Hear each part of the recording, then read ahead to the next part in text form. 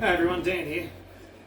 Today I'm going to brew my second brew in the my Cheeky Pete Brewery challenge that I'm doing with their recipes. If you want to find these recipes, they're on the Cheeky Pete Homebrew Ambassadors Facebook page, which I'm a member of.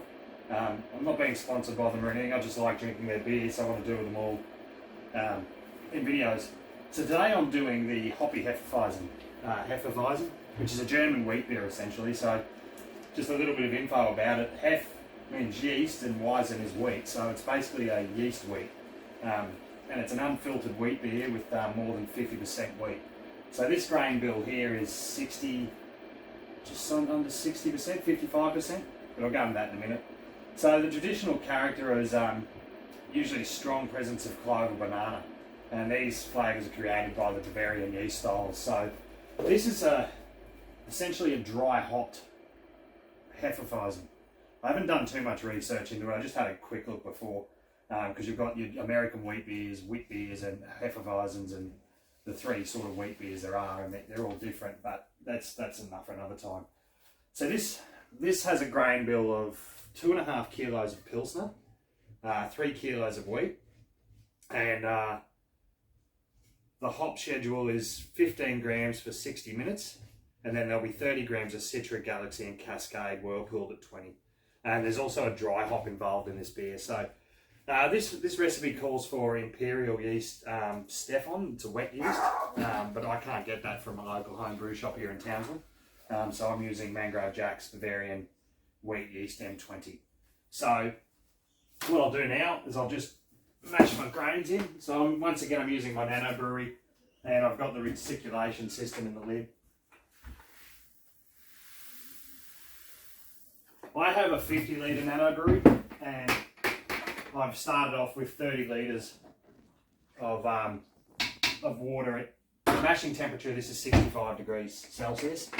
I've got 30 litres of water in there. When I take the basket out after a 60-minute mashing time, actually there's a mash out on this as well, I'll go into that. There's a 78 degree mash out for 10 minutes in this. So once I've mashed this in for 60 minutes,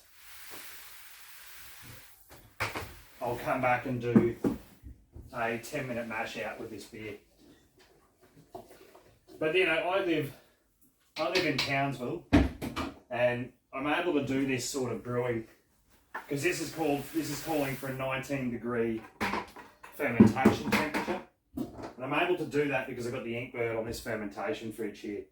I will do another video on conveyor gale yeast, because I do use that a lot for a lot of my pale ales and different beers. But for these Cheeky Pete recipes, I'm going to try to stick to the best I can to using all of their what they suggest. Obviously, there's some things I can't get.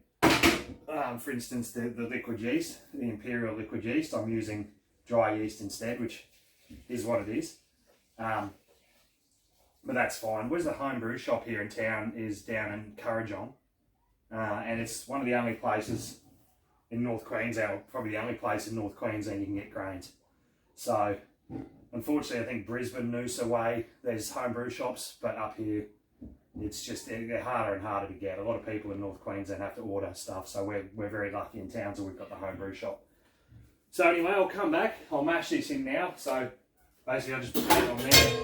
That's got the reticulation ball on it. Turn that on, and that'll start recirculating the wort for 60 minutes. I'll come back then and we'll do the mash out, and we'll go into how we hop this thing. So I now come into the first hop addition. So I did the mash out, and then I took my basket out, gave it a small sparge, and I'm sitting at about just under 30 litres of water in there now, or wort in there now. That'll reduce down. I need about 30 to start with, just because the fact is I'm going to lose a couple at the end as well when I put into the fermenter. But I'm using this hop spider here. I love these things. I just like the fact that I can take the hops out when I need to. If I'm doing whatever additions I can take it out, and I actually control how long the hops are staying in there. So this is 15 grams of Cascade. That's the first addition of the hops, and I'm just going to add that in there now, and I'll put my timer on. They'll be in there for a 60-minute boil. So we'll come back when we're ready to whirlpool, and I'll show you my whirlpool setup. on this, on the Nano Brewery. It's actually really good. So we'll come back in an hour's time when that's had its 60 minutes, and then we'll do the whirlpool. All right, so we've done this. This has been in here for an hour now, so we'll get that out. Just let that drain. What I'll do is I'll set this to 80 degrees. And I'm not going to sit here and wait that long for it. So what I'll do is I've had the wort chiller in there for the last 15-20 minutes to sanitize that. And now what I'll do is I'll just turn that on, get some cold water running through it. So what that'll do is that'll reduce it down. Keep an eye on it. Right, and I'll also turn my pump on. I had that running before to sanitize it as well. Still at 100 degrees, so it shouldn't be too bad. I'll actually bring that camera here once I put the hops in and show you what my setup is for the whirlpool. And we'll go from there. But keep an eye on that. It only takes probably 3-4 minutes, depending where you are, if the water temperature is really cold. It doesn't take long to chill that down to 80 degrees at all. So, especially with this going through here, it'll keep everything fairly even. So we'll come back when I'm ready to put the hops in and do the 20-minute whirlpool edition.